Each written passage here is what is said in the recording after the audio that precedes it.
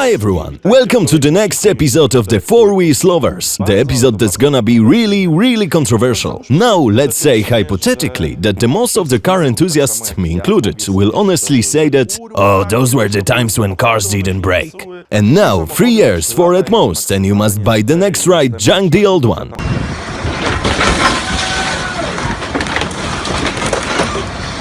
But what's the problem really? Are products to age faster on purpose? Because logically, if technology has evolved so much in the last 5 decades, from flathead engines in Warszawa to downsize engines that generate 200 horsepower from 1 liter, it should be more durable. So today's episode will be focused on the unusual.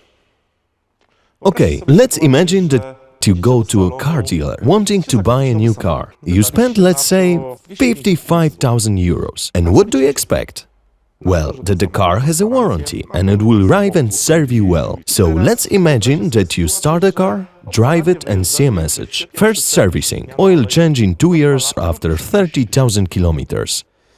And now, it's your moment to come at me and say, "Oh, come on, dude! With all the tech development and long-life engine oils, you don't have to change oil every 10 or 15,000 kilometers. When a car manufacturer sells us a BMW, for so much money, they don't want to trick us. If a customer asks, "Why do I have 30,000 kilometers here? Can I come for oil change after 1,000? No, we know what we are doing."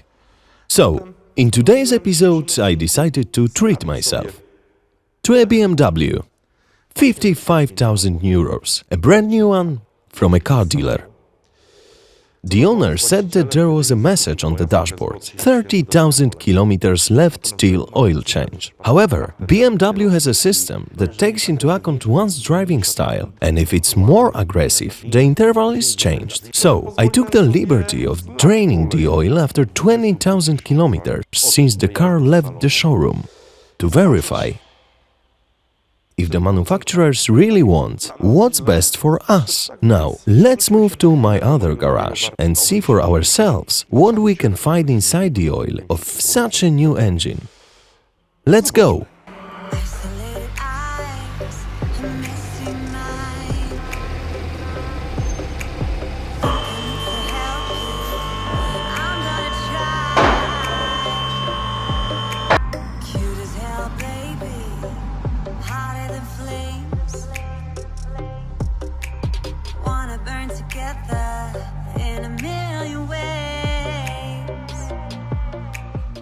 So this is what the oil looks like after 20,000 kilometers.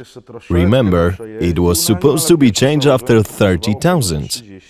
I'm not kidding, guys. This is a petrol engine. Let's start. First, I'm gonna take this small piece of paper. Oh wow, guys, it's beautiful, just fantastic. Do you see what I see? Well, do a little fishing now. Yeah, it smells like shit. Take the lead. Know you wanna play with me. Got secrets you might wanna see. You might wanna see. You might wanna. I know I'm not gonna regret this. Wanna get reckless, put you to the test, yeah.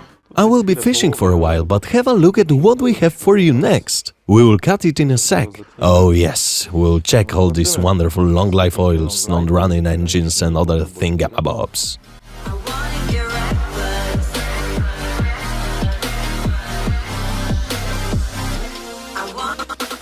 So what, should I carry on? You know what it is, right? We're gonna take a closer look at that.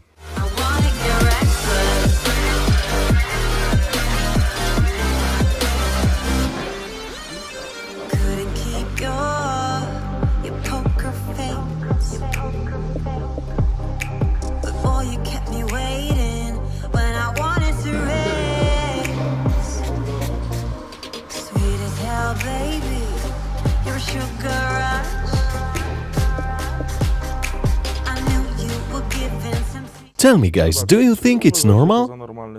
Do you know what it is? You can't believe it, can you?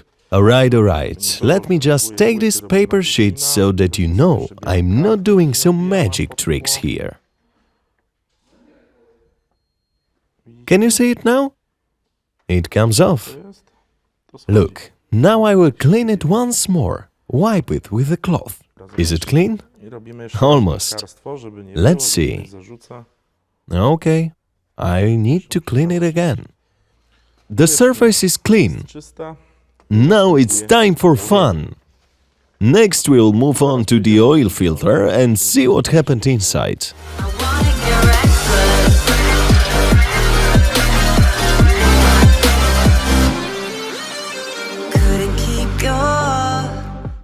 Okay, the fishing is complete.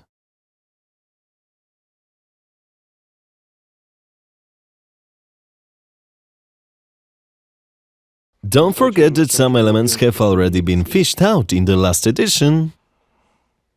But I'm not surprised at all with what I see. Oh, look, cute, right?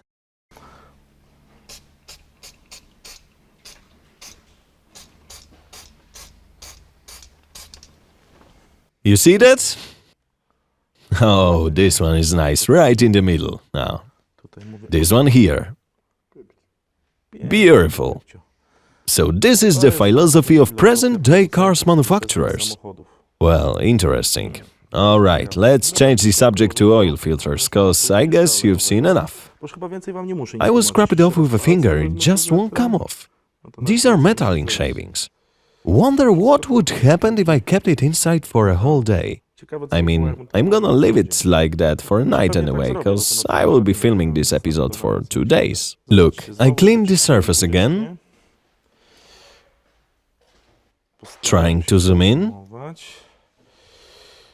Alright then. Let's start the inspection organoleptically. Whoa! Can you see this sparkling thing? Holy shit! Just look at this! These are real metallic shavings! Only 20,000 kilometers, no running in, just drive careful please.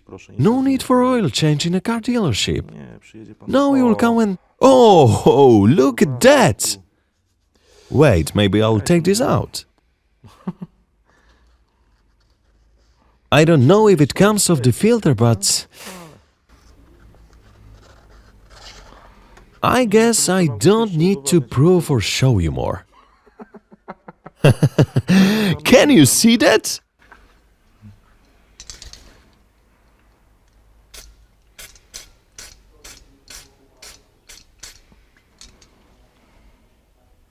Yes, you are not wrong. It's metal and it's pure form. Wonder how this long life oil looks after 40,000 or 50? Are you guys surprised? Same as me. When I was fishing with a neodymium magnet, the small one, up to 90 kilograms. Alright, it's high time we draw some conclusions, cause what we've just seen, well, it changes everything. I will talk about it in a sec. Can you imagine this motor? I didn't tell you in the beginning. 2 liters turbo petrol engine, around 170 horsepower, but in many possible configurations up to 200 something horsepower. Damn! 22,000! Metallic shavings are having fun inside. What can happen then? I know, it would be nice to take this one apart, but I'm not that crazy to risk one's warranty for scientific purposes. Anyway, these metallic shavings scrape turbo. The inside of it, the entire shaft. How will it look after 20,000 kilometers? 60,000? What will happen to bearings if a metal shaving gets in between a bearing shell and a shaft? Oh, that would be interesting. Also, assuming that the filter didn't fish out all these tiny shavings that were in the oil, how many are there still inside? And what about the cylinder surface? Some of you really got at me, saying, dude, manufacturers know their stuff, and with new engines? Well, now I can really imagine, according to German technological idea, all these super stereo rooms for engine assembly. Probably some trolls brought these shavings under the cover of the night. Or maybe there's something wrong with how cylinders, surface and rings work together. Really? Where do these shavings come from? Oh, my dear viewers. If you really mean to tell me that long life oil is great, because you've been telling me that since the beginning of my career, then again, I don't agree, as you don't make French fries in the same oil forever. And even if we come up with oil that will retain its properties, its viscosity grades both in lower and upper conditions, the thickness of lubricating film and all necessary cleaning elements, if we really come up with such oils, shouldn't we change an oil filter in long-life technology? So, let's sum up all that. I was thinking about it all weekend. Okay, so we assume that new technology is like that having served us 3 years, a car will die in peace. Is that so? Seems right, but who is to make money this way? You will tell me that manufacturers will, but how will they earn money in this case? A BMW, Skoda or another of those rides 30,000 kilometers on long life, then again 30, and again the warranty period ends. And so does leasing or credit. The car is returned to a car dealer, out of warranty. But what does the engine look like after all these kilometers done with metallic shavings inside? Instead of working well for 500,000 up to 1,000,000 kilometers, it enters up to 150,000. Turbo is down, everything is getting sized up, and the manufacturer is no longer a warrantor. In Poland, for example, if you buy a 3-year-old BMW and you will have to repair an engine, most average Joes will surely go to an authorized service to pay 9,000 euros for it, right? Well, I don't think so. So where is the golden deal of the manufacturer? They intentionally wear out engines which could ride 10 times longer. Believe me, if we changed oil after 10,000 kilometers and after getting a car from a showroom changed oil 2 times after 1,000 kilometers to get rid of all this shit, the useful life of all mechanisms would get 10 times longer. But if we decide to kill these engines for some reason, I'm wondering what the manufacturer's deal is. Cause I get that they would like these engines to die and make people buy new cars. But I guess that they are also aware that each and every reasonably thinking user in Poland, Germany or Netherlands will do the math and say, no, I'm gonna fix it in a regular garage. So what's the point? I don't know. I know I'm not gonna change the world with this episode. And I don't mean to. What I can do, it's make you aware that it's not because technology is so poor that cars simply have to die after 3 years. No, it's because of some practices that the useful life of engines is reduced by half. So, if you want to get a new car straight from a car dealer and enjoy its longevity, don't give a shit about the manufacturer and their instructions. Change this oil, stamp your feet in a showroom, and if you have 30,000 on display, change oil after 1,000, spend a bit of money, and then shorten the interval. As a customer, I wish to have the oil changed. It's my whim, and that's it. We are entitled to this. Then, it may turn out that despite the area of downsizing, engines will function pretty well. I think it's time to finish this piece. I'm gonna have a Skoda from a friend in a while, so if you want me to drain its oil after 30,000 kilometers from a diesel, 2 liters, turbo, then let me know in the comments. I'm really curious about the results. I would like to dismantle this machine more, but, you know, I don't want to risk anybody's warranty. It won't make any sense. So if I did open your eyes, share this episode on your social media if you can. Let's fight these stereotypes and lies. If all long-life oils lovers prefer to stay in their club of mutual adoration, let them be. It's not my mission to convince them otherwise. Cause okay, maybe this oil works longer, But does this filter have a bigger storage capacity? The one that I dismantled, that had all this shit inside?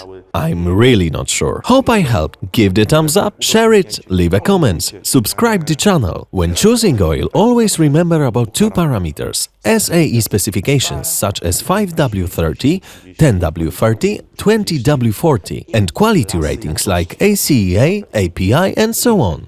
If you change the interval around 10,000 kilometers, I guarantee that the engine will serve you well for a long time. Construction will fall apart, but the motor will still work, like in my old Toyota's case. Okay, I probably will get into some people's black books, but I don't give a shit. Talking about car manufacturers, of course. That's who I am. See you!